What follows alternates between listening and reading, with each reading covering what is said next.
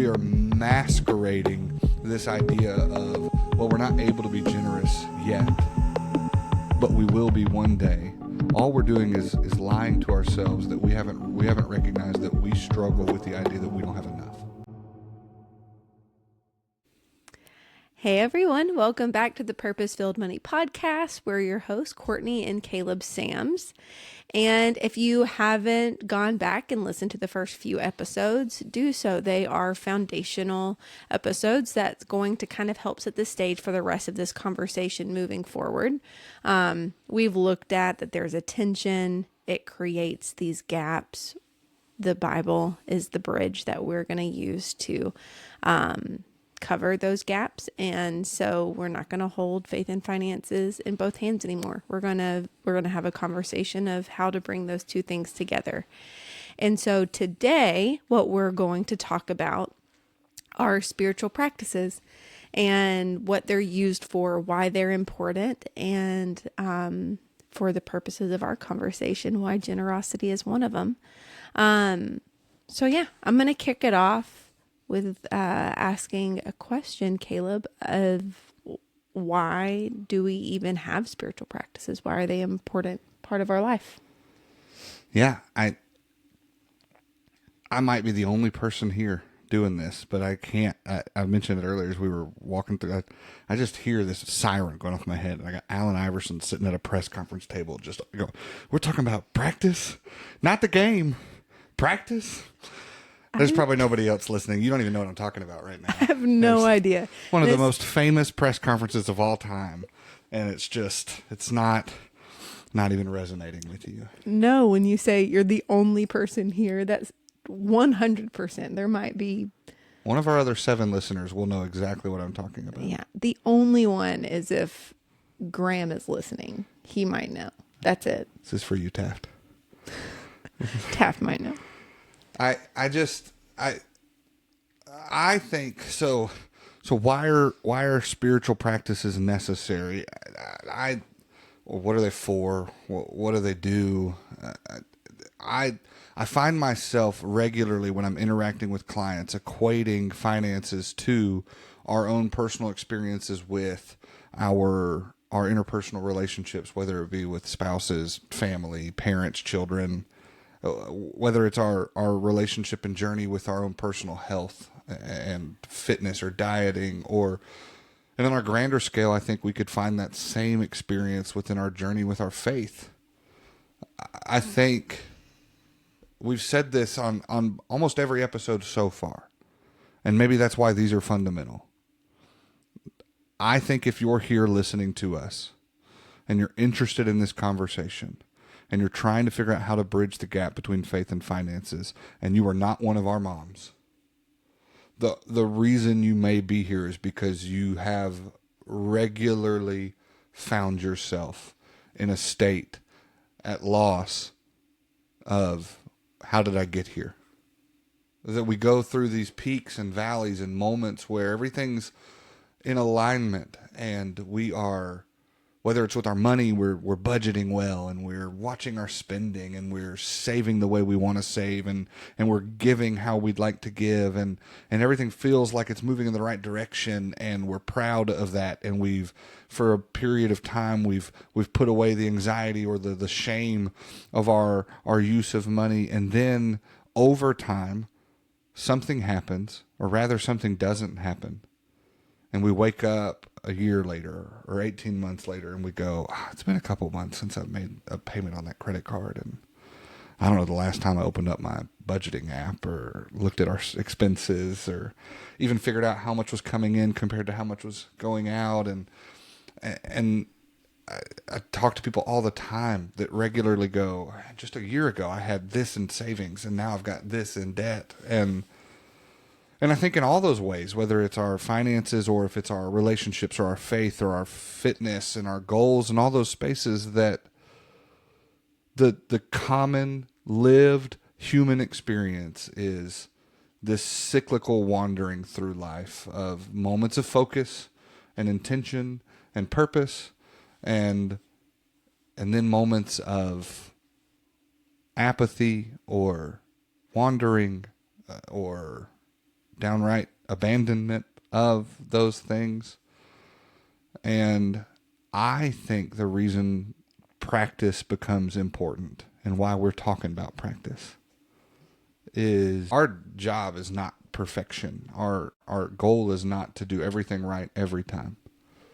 But in those spaces in our lives, and in the context of this conversation, specifically maybe with our finances, we are seeking to figure out what does it take to extend the periods where our focus is high, where our intention is good, and we're living purpose-filled lives with our money, and to shorten the periods where we've lost that focus, to learn, like we talked about in the episode with the bridge, to learn to recognize the flags and the signs that God is putting in our lives as we start to kind of drift off in the direction that Satan is pulling us, like we talked about in the tension, that we would start to build these practices. I mean, just the idea of practice in general is that over time you get better at something. Mm-hmm.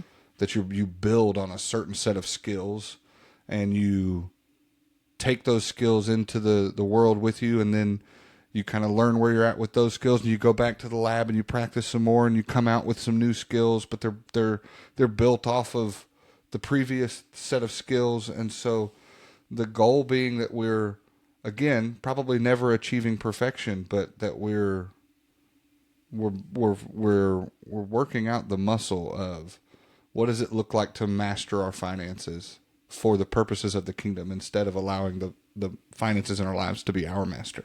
Mm-hmm.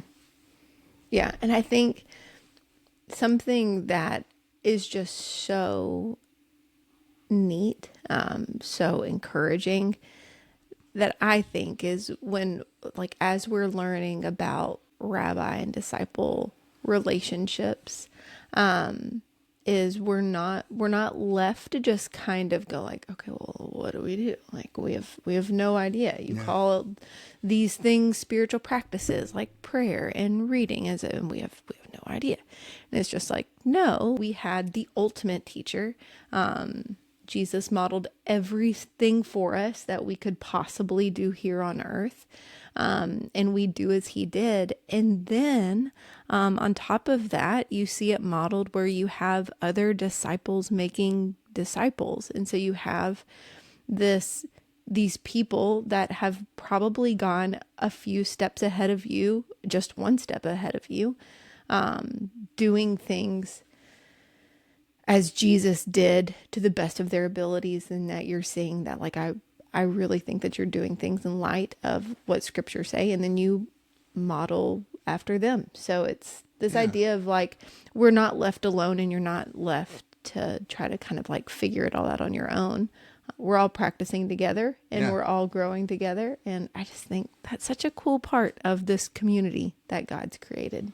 Yeah. And to what end? Like, to what's the reason behind it all, right? Like, if you're here joining us in this conversation because you're just looking for, well, what am I supposed to invest in? How much am I supposed to save? What is it supposed to, like, I think as someone who has built their career around answering that question to some degree, you're in the wrong place.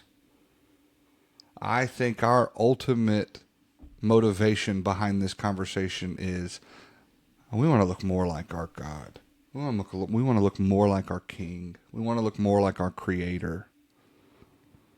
And at the root of this idea of the practice is, the purpose behind it is, when I do these things, and as I get better at them, and as I mold them into my life, and they become more reflexive and more habitual and more a part of the character of who I am, and not the thing that I do every once in a while when I'm confronted with it. But as I seek to expand these things in my life, they make me look more like Jesus. They make me start to look more like my rabbi, which is the ultimate goal of a disciple. Mm-hmm. And I think the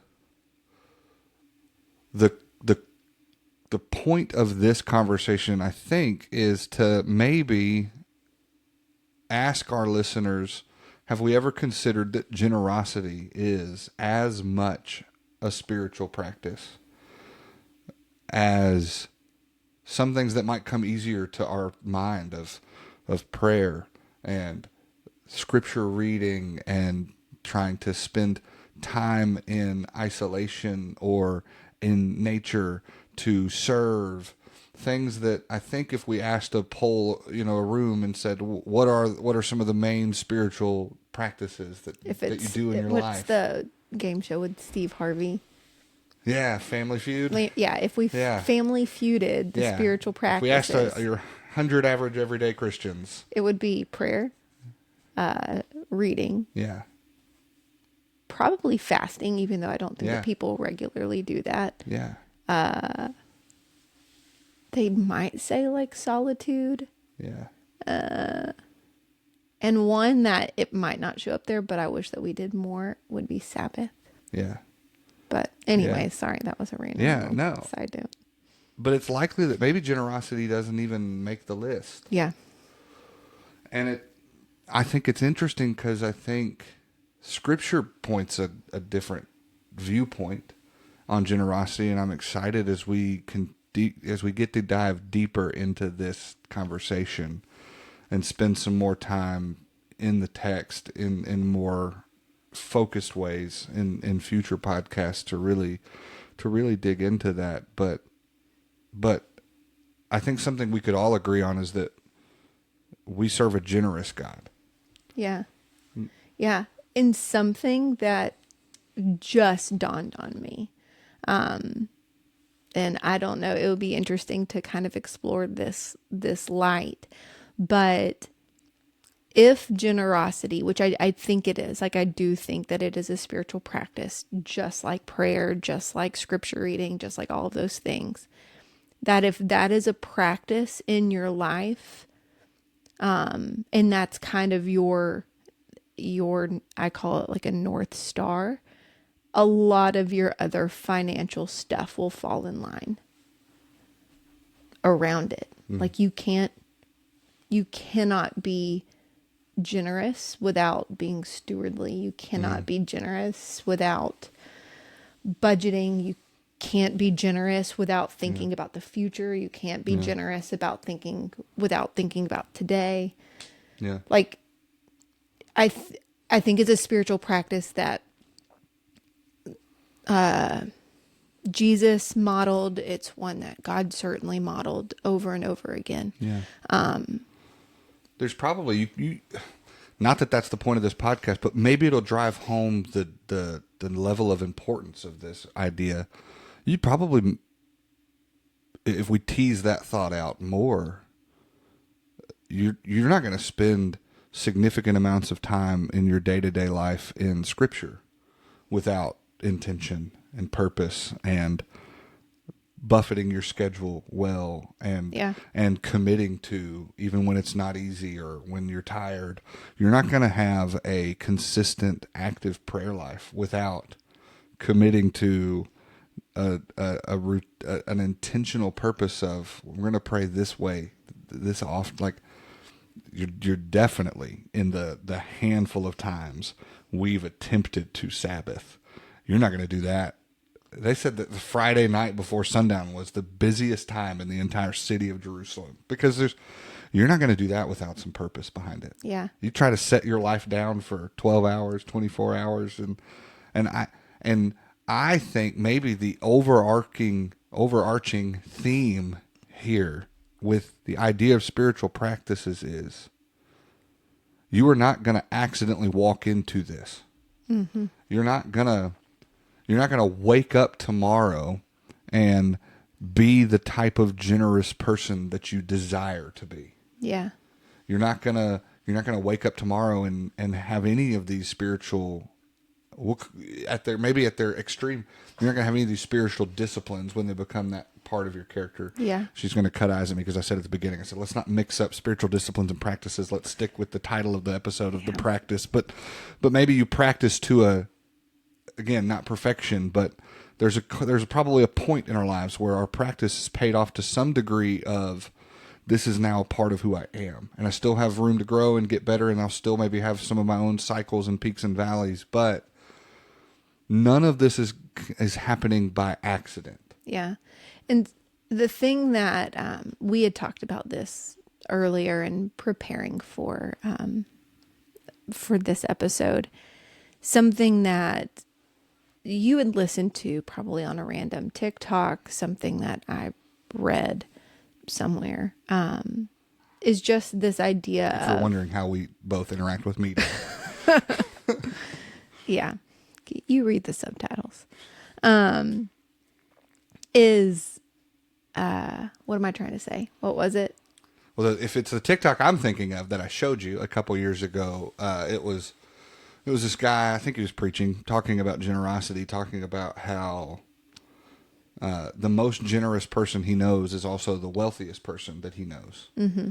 And that typically when he's walking younger Christians through that thought process and he says that to them, they go, well, yeah, of course he is. Like, when I'm as wealthy as that, or when I finally reach this point, I'm like, of course he's generous. It's easy for him to be generous. He has everything. And he always stops. And it was interesting in the TikTok, whatever, we should put it in the show notes if we can find it, right?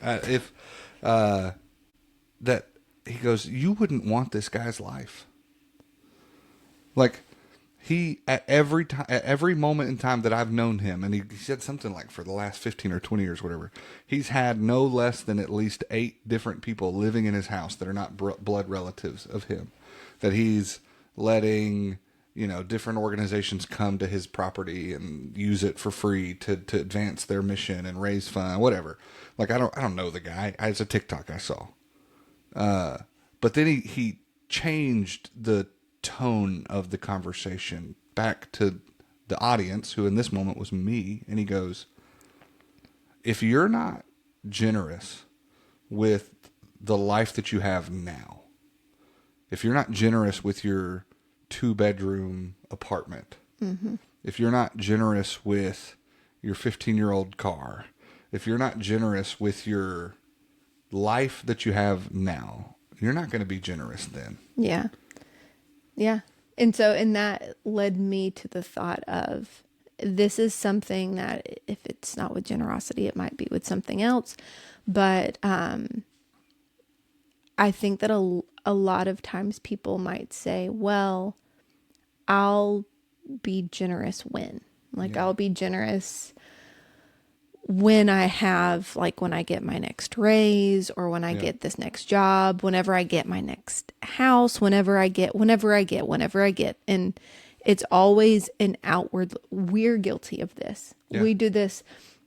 Don't get me wrong. Like, I do think we have a million faults. I do think for the most part, and it probably has more to do with you and less to do with me. You're very generous with a lot of our stuff. Anybody can use our car, our house. I think we're generous in a lot of areas, maybe not in all of them. I'm going on a rabbit trail, but a lot of times what can happen is we think it has to be an ideal scenario, or we have to, like, we will plan a future of, we have these grand ideas and grand plans of when when the perfect storm hits, that's when the rain will fall. Yeah. So we have this definition of, this is the ultimate get. Like, this is my vision of what generosity looks like in my life. And if it can't look like that, then oftentimes we walk away from any ability or any calling of generosity in our lives yet, because we have this vision of, we just won't do it until it's supposed to look like this. It doesn't look like that, so that's clearly not it. I'll keep working and going. And I think in our minds, as we walk through this thought process, I think we have good intentions of, man, if we could ever get there.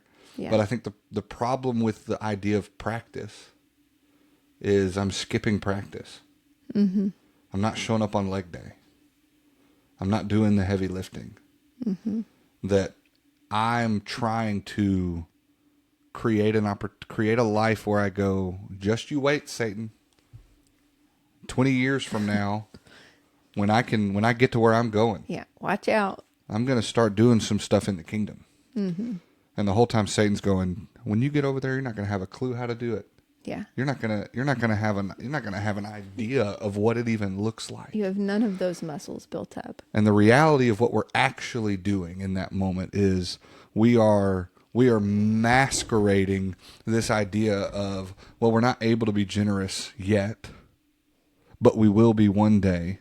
All we're doing is lying to ourselves that we haven't recognized that we struggle with the idea that we don't have enough. Mm-hmm. That we live in this space where I'm not pleased yet. I'm not ready yet. I'm not able to. And it's all just lies thrown back at us in different directions that say, when am I gonna remember who my God is? Yeah. When am I gonna sit down and recognize? Doesn't mean that there's not work to be done. It doesn't mean that there's not growth to be had. It doesn't mean that there's not changes to work for and hope for the future. But if I want to look like Jesus, and I want to work that out, and I want to practice that in my life, putting off generosity and living in a space of like, well, when I get there, is just buying into the lie that Satan told in the garden. Yeah. And it's also, you were talking about this earlier, it's not what has been modeled in Scripture. Everyone has been called, even the poor, to give something. And it's always, what did you say, like equitable, and it's always a fair thing. It's people that have more are charged to give more, but even someone that has virtually nothing is still required to participate in that practice. Yeah, there's language in the Old Testament about even those in poverty being prepared to give a cold glass of water. That the burden of generosity, as Paul would write, and we read it in the previous episode, of that people were called to give, but not beyond their means. Yeah. And that, I think we'll spend a deeper episode diving into this, but like we see this play out in our efforts to increase generosity. I hear it all the time as people talk about the widow with her 2 mites. And they go, look, Jesus was watching all these people, and he saw all these people putting in large sums of money, and then this widow comes in and she puts 2 mites in this offering, and it's all she had to live on. And Jesus goes and he says, she's given more than anyone because she's given all that she's had. And I have heard us pull that story out to go, so make sure you're giving. And I think, and again, that text deserves its own conversation, but it's sandwiched between 2 moments where Jesus is going, the temple system is corrupt and crooked, and it's going to be torn down and replaced because it's not right. And what this conversation of a call to a generous life is not saying is, like, you will not find in Scripture a desire for the church to put a burden on its people to give in a way that robs them of the ability to provide for their families, that robs them of the ability to provide for their children, for their needs. And so, the generosity that's present in the kingdom has always been ethical and equitable. Yeah. But this is this pull back and forth where I think a lot of times one of the things we do when we start to talk about money in our faith context is we go, okay, God calls us to be generous, But that could be that could be our treasure, but it's also our time and our talents too. And I think sometimes we're really quick to try and pull up and go, it's not just money.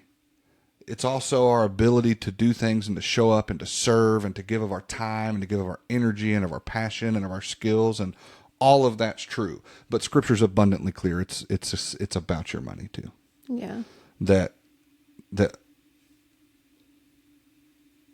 not beyond your means, not in a place that harms you, but often in Scripture, throughout the book, we're going to be called to look at ourselves and rectify, where your treasure is, there your heart is also. That it's better to give than to receive. That we serve a God who walked through a field and saw this thing of value and sold everything that he had to purchase it, and that's the God we're called to be like. And so there is this push and pull, and it's a personal thing.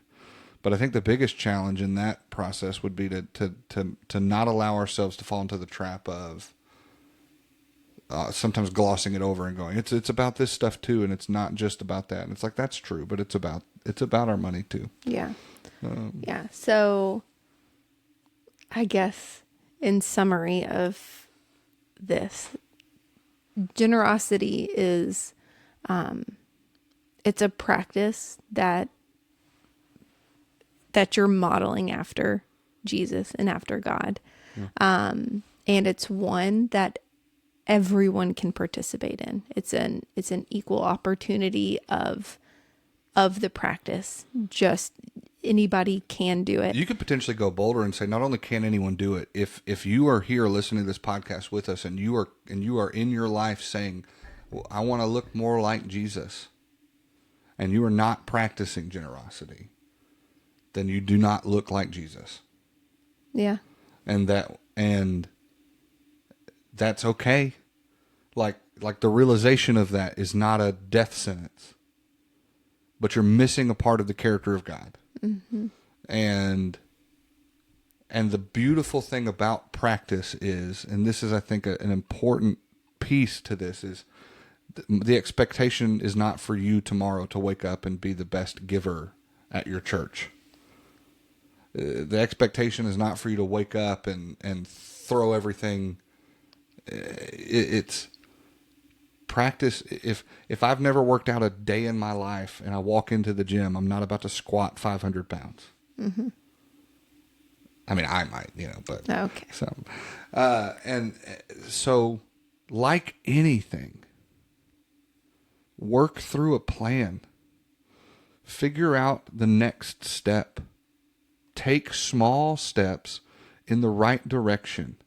Get those quick wins and victories and the moments where you can start to understand what it's like. There's something really, really cool about generosity that I think if we spent the time extrapolating all these other spiritual gifts, there's probably a nature of this in them too, and I think that's because that's what the heart of God is. But generosity is one of the spiritual practices, and again, you could probably make this argument for all of them, but I think it's really easy to do with generosity that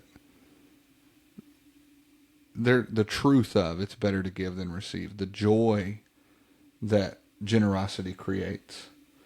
I met a guy one time who his whole life mission was for every dollar that he earned, he wanted to give away to. I don't know how that math works. Like, I don't know. I don't know if he'd really played that out to see what that meant. He was a comedian, and was, I think, had some ways that he could give without, but I asked him why. I said, why? Like, why is that your goal? And he goes, it's honestly, the answer's selfish. There's nothing in the world that makes me feel better. And I think that's a beautiful thing about like what it looks like to seek after God's heart and to do the things, to involve the things in our lives that are going to make us look more like Jesus. Or we serve a good God that promises us life and good life The question, though, is, are we doing the things that he did?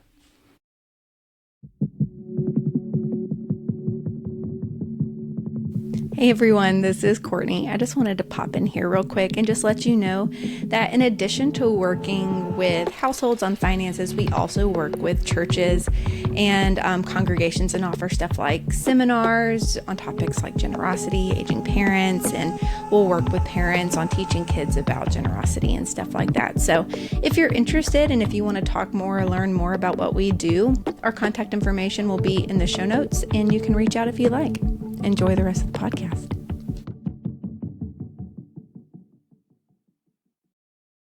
Yeah.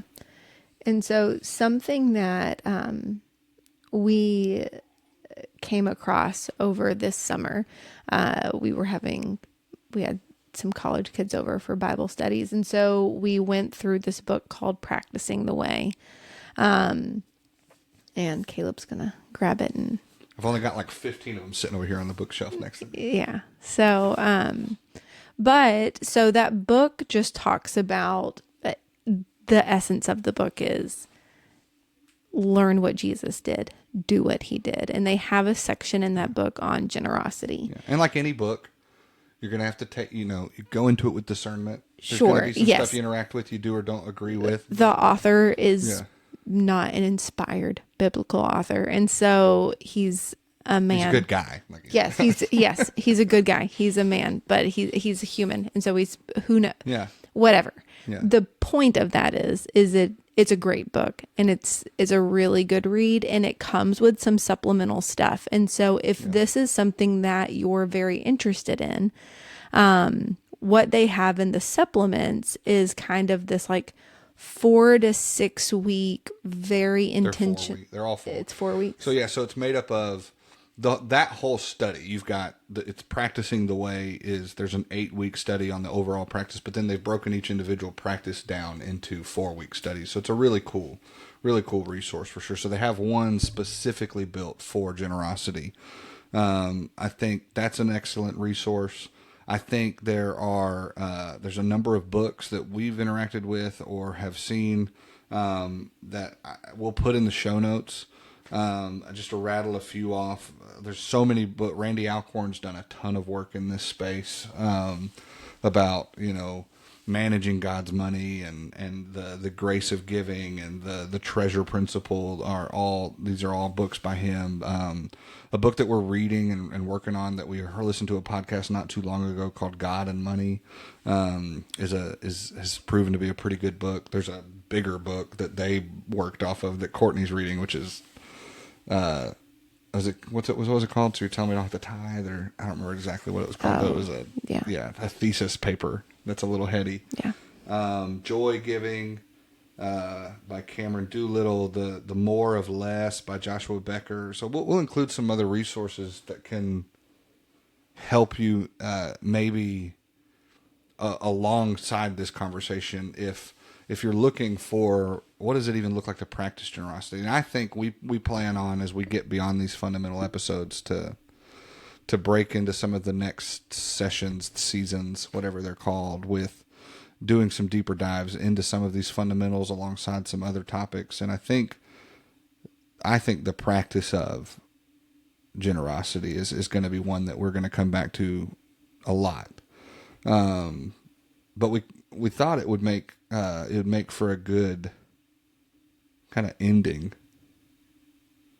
to kind of toss a challenge to ourselves and to you, to help us maybe move in the right direction of just the start of practice. And if you go through the Practicing the Way study on generosity, it's actually the same thing they do within the first week. And it's just a challenge to be intentional, to take out $5, $10, $15 out of your bank account of cash, and sometime during the course of the next week to practice an act of kind of I lost the word. Generosity. Yes, generosity, but there's like a spontaneous. To practice an act of spontaneous generosity.